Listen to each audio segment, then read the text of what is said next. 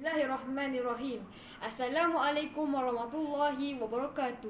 Dan salam sejahtera pembuka bicara yang dihormati para juri yang arif lagi bijaksana sebagai penegak keadilan, penjaga masa yang budiman dan seterusnya, hadirin hadirat yang saya kasih sekalian.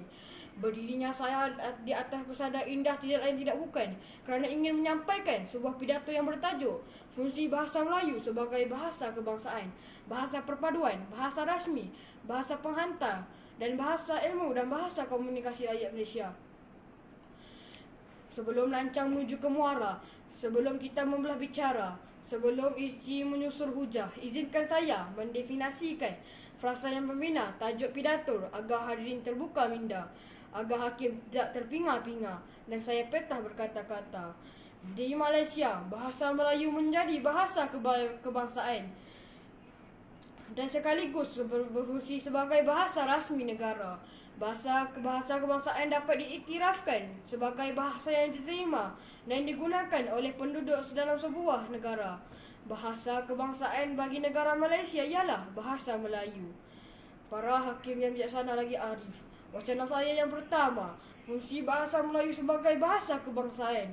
Tuan-tuan dan puan-puan, ingatlah, bahasa Melayu mesti perkasa dalam negara Malaysia untuk kepentingan kebangsaan. Semangat perjuangan menuntut kemerdekaan di tanah Melayu tercetus apabila jayawara rakyat Malaysia telah timbul kesedaran untuk jadi bangsa berdaulat. Salah satu cara menjadi bangsa berdaulat ialah memerintah sendiri negara tanpa dikuasai atau ditunjuk oleh penjajah.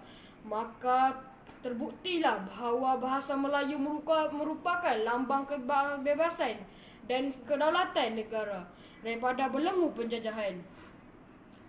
Wacana saya yang kedua, fungsi bahasa Melayu sebagai bahasa rasmi negara. Selain dipilih sebagai bahasa kebangsaan, bahasa Melayu sebagai bahasa rasmi negara. Maksud bahasa rasmi ialah bahasa Melayu rasmi ialah utama yang digunakan dalam urusan pentadbiran dan urusan rasmi negara. Contohnya, bahasa Melayu digunakan dalam sistem pendidikan negara, urusan surat menyurat mesyuarat dan pentadbiran negara. Para hadirin yang dihormati sekalian, wacana saya yang terakhir, fungsi bahasa Melayu sebagai bahasa perpaduan rakyat Malaysia.